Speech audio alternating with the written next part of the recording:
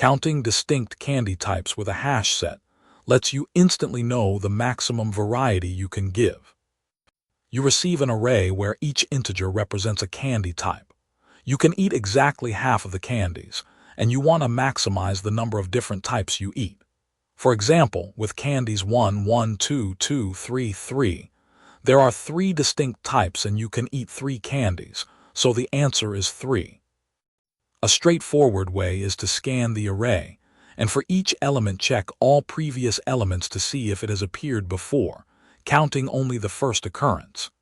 This double loop runs in big O of n squared quadratic time while using only constant extra space, which becomes impractical for large inputs.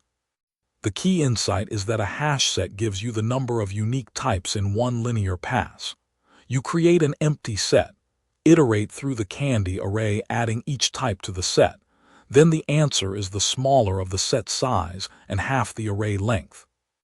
You'll recognize this pattern when you need the number of unique values in a collection, and a simple limit like half the length. Time complexity is big O of n because we scan the array once. Space complexity is big O of n in the worst case for the hash set storing all distinct types. Try the next problem, same pattern. Subscribe for more concise DSA walkthroughs.